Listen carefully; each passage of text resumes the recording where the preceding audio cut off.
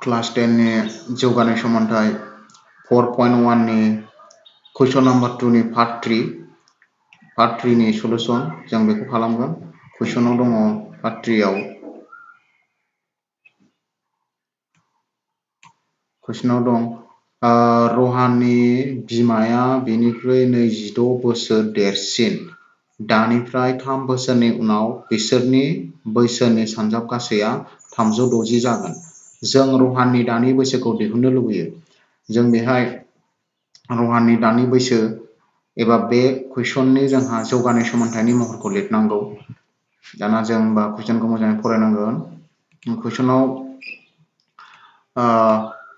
कुइसनाव जोंना बुंदोंमोन रहाननि बिमाया बिनिख्रुइ 26 बोसोर देरसिन। रहाननि बिमाया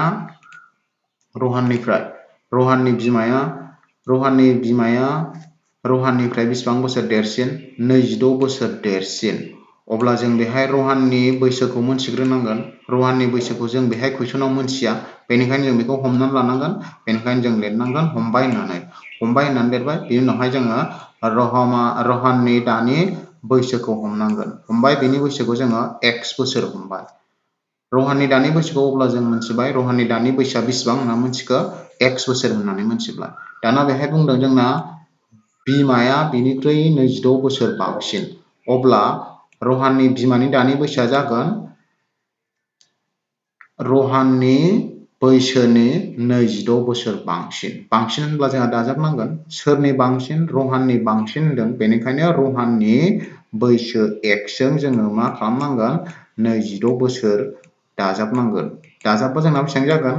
x plus 26। होमबा बे x plus 26 आ सोरनि? बिमानि दानि बैसो। होमबा बिसोर सानैनि दानि बैसोखौ जों मोनथिबाय। दानिया जोंहा नायबावदों मा होनबावदों? 3 बोसोरनि उनाव होननानै बुंदों। 3 बोसोरनि उनाव बिसोरनि बैसो। होमबा 3 बोसोरनि उनाव बिसोरनि बैसोआ बेसेबां जागोन? बेखौबो दिहुननानै लाग्रोनांगोन। अब्ला जों बेखौ माबायदि दिहुनगोन? बेयाव आरो होनानै जों दिहुनगोन 3 बोसोरनि उनाव रहाननि बैसो। उनाव होनबाथाय मा खालामनांगौ? जों दाजाबनांगौ। सिगाङाव होनबाथाय जों मा खालामनांगौ? दानख'नांगौ। बे उनाव बुंदों, होमबा 3 बोसोरनि उनाव रहाननि बैसोआ जाहैगोन बेसेबां? x plus 3 बोसोर जाहैगोन रहाननि बैसोआ। थिग बेबायदिनो 3 बोसोरनि उनाव बिमानि बैसोआ बेसेबां जाहैगोन? 3 बोसोरनि उनाव रहाननि बिमानि बैसोआबो जाहैगोन, सिगाङाव बिनि बैसोआ बेसेबांमोन? x plus 26 मोन। दाना x plus 26 जों 3 बोसोरनि उनाव होनबाय नालाय जोङो 3 दाजाबदेरबावनांगोन। 3 दाजाबदेरबा जोंना बेसेबां जाहैगोन? x plus 29 बोसोर जाहैगोन। बोरैहाय? x दाजाब 26 जों बे 3 जों दाजाबदो, मोननैबो थादों नालाय 26 जों 3 जों दाजाबा जोंहा बेसेबां फैगोन? 29। बेनिखायनो रहाननि बिमाया 3 बोसोरनि उनाव गासै बैसो जागोन x plus 29 बोसोर। बिनि उनावहाय जोंना कुइसनाव नायबावदो मा होनबावदों? 3 बोसोरनि उनाव बिसोरनि बैसोनि सानजाबगासै। बिसोरनि बैसोनि सानजाबगासैया बेसेबां जाहैगोन? 360। सोरनि बैसोखौ सानजाबनांगौ? जोंहा रहाननि बैसो आरो बिमानि बैसो। होमबा जोंहा 3 बोसोरनि उनाव रहाननि बैसोखौबो मोनखादों आरो बिमानि बैसोखौबो मोनखादों। होमबा नायदो 3 बोसोरनि उनाव 3 बोसोरनि उनावहाय जोंहा होमबा जों मा खालामनांसिगोन? सोंलु बायदिब्ला होननानै जोंहा सानजाबनांसिगोन। सोंलु बायदिब्ला होननानै रहाननि 3 बोसोरनि बैसो आरो बिमानि 3 बोसोरनि उननि बैसो बेखौ बेखौ सानजाबबा जोंना बेसेबां जायो? सानजाबगासैया समान समान 360 जायो। जों बेखौ बेबायदि लिरबाय। दाना बेखौ जोङो मावफुंलांसिगोन। मावफुंबा जोंना बोरै जागोन बेयो? मावफुंबा जोंहा नै बेखौ जोंहा सिगाङाव मावफुंनाय बायदि मावफुंसै। बे x जों जोङो नैबे x plus 29 खौ खनसे बेबायदि सानजाबनांगोन।